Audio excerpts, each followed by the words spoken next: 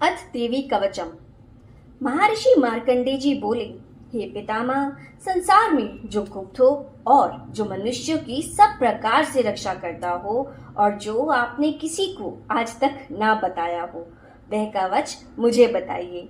श्री ब्रह्मा जी कहने लगे, अत्यंत गुप्त व सब प्राणियों की भलाई करने वाला कवच मुझसे सुनो। प्रथम शैलपुत्री, दूसरी ब्रह्मचारिणी, तीसरी चंद्रघंटा, चौथी कुष्मांडा, पांचवी स्कंद माता, छठी कात्यायनी, सातवीं कालरात्रि, आठवीं महागौरी, नवी सिद्धि दात्री। यह देवी की 9 मूर्तियां और यह नवदुर्गा कहलाती है। आग में जलता हुआ, रन में शत्रुओं से घिरा हुआ, विषम संकट में फंसा हुआ मनुष्य यदि दुर्गा के नाम का स्मरण करे तो उसको कभी भी हानि नहीं होती। रन में उसके लिए कुछ भी आपत्ति नहीं और ना उसे किसी प्रकार का दुख या डर ही होता है। हे देवी, जिसने श्रद्धा पूर्वक तुम्हारा स्मरण किया है उसकी वृद्धि होती है और जो तुम्हारा चिंतन करते हैं उनकी तुम निसंदेह रक्षा करने वाली हो। चंडमुंड चामुंडा प्रेत पर, बारही भैंस पर, रौत्री हाथी पर, वैष्णवी गरुड़ पर अपना आसन जमाती है। महेश्वरी बैल पर, कौमारी मोर पर और हाथ में कमल लिए हुए विष्णु प्रिय लक्ष्मी जी कमल के आसन पर विराजती है। बैल पर बैठी हुई ईश्वरी देवी ने श्वेत रूप धारण कर रखा है और सब प्रकार के आभूषण से विभूषित ब्राह्मी देवी हंस पर बैठती है और इस प्रकार यह सब देवियां सब प्रकार के योगों से युक्त और अनेक प्रकार के रत्न धारण किए हुए हैं। भक्तों की रक्षा के लिए संपूर्ण देवियां रथ में बैठी तथा क्रोध से भरी हुई दिखाई देती हैं तथा चक्र, गदा, शक्ति, हल और मूसल, खेटक और तोमर, परशु तथा पाश, भाला और त्रिशूल एवं उत्तम शारंग आदि शस्त्रों को दैत्यों के नाश के लिए और भक्तों की रक्षा करने के लिए और देवताओं के कल्याण के लिए धारण किए हैं। हे महारौद्रे, अत्यंत घोर पराक्रम, महान बल और महान उत्साह वाली देवी, तुमको मैं नमस्कार करता हूँ। हे देवी, तुम्हारा दर्शन दुर्लभ है तथा आप शत्रुओं के भय को बढ़ाने वाली हैं। हे जगदम्बिके, मेरी रक्षा करो। पूर्व दिशा में ऐन्द्री मेरी रक्षा करे। अग्निकोण में अग्नि शक्ति, दक्षिण में वाराही देवी, नेत्र कोण में खड़ग धारिणी देवी मेरी रक्षा करे। वारुणी पश्चिम दिशा में, वायु कोण में मृगवाहिनी, उत्तर में कौमारी और ईशान में शूलधारिणी देवी मेरी रक्षा करे।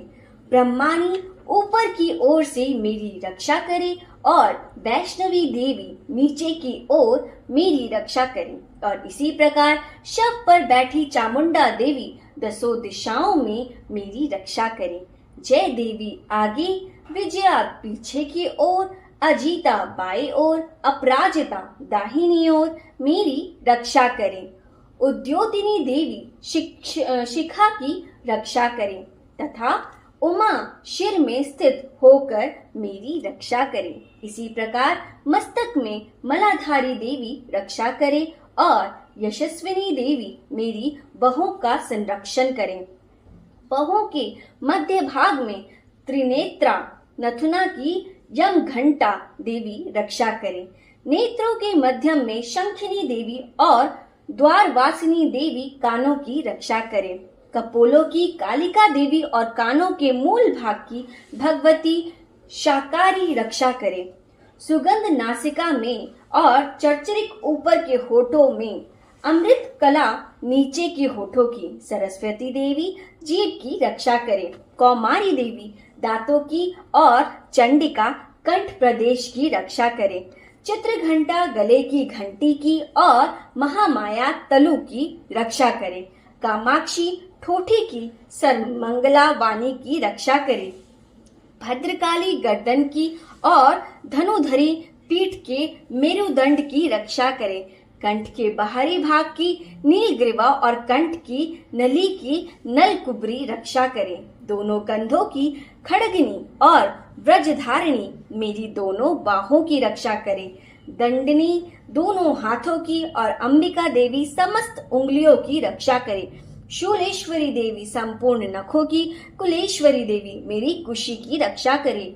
महादेवी दोनों स्तनों की, शोक विनाशिनी मन की रक्षा करे। ललिता देवी हृदय की, शूलधारिणी उदार की रक्षा करे। कामिनी देवी नाभि की, गुहेश्वरी गुहिस स्थान की, पूतना और कामिका लिंग की और महिषवाहिनी गुदा की रक्षा करे। संपूर्ण इच्छाओं को पूर्ण करने वाली महाबला देवी दोनों जंघाओं की रक्षा करे। विंध्यावासिनी दोनों घुटनों की और तेजसी देवी दोनों पांवों के पृष्ठ भाग की, स्थिरी पांवों की उंगलियों की, स्थल वासिनी तुलाओं की। दष्ट्रा करालिनी देवी नखों की, उद्धर्व केशिनी केशों की, बागेश्वरी वाणी की रक्षा करे। रोमा बलियों के छिद्रों की, कौबारी और त्वचा की बागेश्वरी रक्षा करे। पार्वती देवी रक्त, मज्जा, वसा, मांस, हड्डी की रक्षा करे। कालरात्रि आंतों की रक्षा करे। मुक्तेश्वरी देवी पित्त की, पद्मावती कमल कोश की, चूड़ामणि कफ की रक्षा करे। ज्वालामुखी नसों के जल की रक्षा करे। अभेद्य देवी शरीर के सब जोड़ों की रक्षा करे। ब्रह्माणी मेरे वीर्य की, छत्तेश्वरी छाया की और धर्म धारिणी मेरे अहंकार, मन तथा बुद्धि की रक्षा करे। प्राण अपान, समान, उदान और व्यान की ब्रजहस्ता देवी रक्षा करे।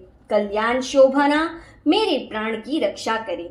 रस, रूप, गंध, शब्द और स्पर्श इन विषयों का अनुभव करते समय योगिनी देवी मेरी रक्षा करे तथा मेरे सत्व गुण, रजोगुण, तमोगुण की रक्षा नारायणी देवी करे। आयु की रक्षा बारही देवी करे। वैष्णवी धर्म की तथा चक्रिणी देवी मेरे यश, कीर्ति, लक्ष्मी, धन, विद्या की रक्षा करे।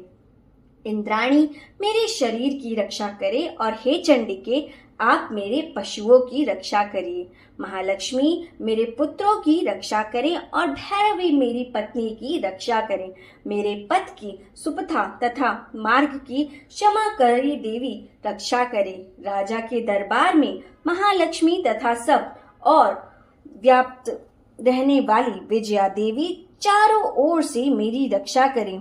जो स्थान रक्षा से रहित हो और कवच में रह गया हो उसकी पापों का नाश करने वाली जयंती देवी रक्षा करें।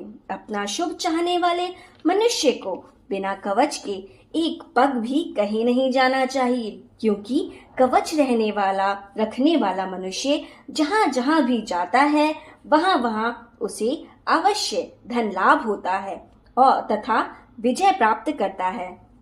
वह जिस अभिष्ट वस्तु की इच्छा करता है वह उसको इस कवच के प्रभाव से अवश्य मिलती है और वह इसी संसार में महाऐश्वर्य को प्राप्त होता है। कवचधारी मनुष्य निर्भय होता है और वह तीनों लोक में माननीय होता है। देवी का यह कवच देवताओं के लिए भी कठिन है। जो नित्य प्रति नियम पूर्वक तीनों स्थान संध्याओं को श्रद्धा के साथ इसका पठन पठान करता है उसे देव शक्ति प्राप्त होती है। वह तीनों लोकों को जीत सकता है तथा अकाल मृत्यु से रहित होकर 100 वर्षों तक जीवित रहता है। उसकी लुता, चर्म रोग, विस्फोटक आदि समस्त व्याधियां समूल नष्ट हो जाती हैं और स्थावर, जंगम तथा कृत्रिम वृक्ष विष दूर होकर उनका कोई असर नहीं होता है तथा समस्त अभिचारक प्रयोग और इस तरह के जितने यंत्र, मंत्र, तंत्र इत्यादि होते हैं इस कवच के हृदय में धारण कर लेने पर नष्ट हो जाते हैं। इसके अतिरिक्त पृथ्वी पर विचरने वाले भूचर, नभचर, जलचर प्राणी, उपदेश मात्र से सिद्ध होने वाले निम्न कोटि के देवता, जन्म के साथ प्रकट होने वाले देवता, कुल देवता, कंठ कंठमाला आदि डाकिनी, शाकिनी, अंतरिक्ष में विचरने वाले अत्यंत बल वाली भयानक डाकनियां, गृह, भूत, यक्ष, गंधर्व, राक्षस, ब्रह्म राक्षस, वैताल, कुष्मांड और भैरव आदि अनिष्ट कारक देवता भी उस मनुष्य को, जिसने कि अपने हृदय में यह कवच धारण किया हुआ है, देखते ही भाग जाते हैं। इस कवच के धारण करने से मन को और तेज बढ़ता है। जो मनुष्य इस कवच का पाठ करके उसके पश्चात सप्तशती चंडिका पाठ करता है, उसका यश जगत में विख्यात होता है। और जब तक वन, पर्वत और कानादि इस भूमंडल पर स्थित है, तब तक यहाँ पुत्र पौत्र आदि संतान परंपरा बनी रहती है। फिर देहांत होने पर ऐसा मनुष्य परम पद को प्राप्त होता है, जो देवताओं के लिए भी कठिन है, और अंत में सुंदर रूप को धारण करके भगवान शंकर के साथ आनंद करता है, परम मोक्ष को प्राप्त होता है। जय माता दी। जय माता दी। अथ देवी कवच।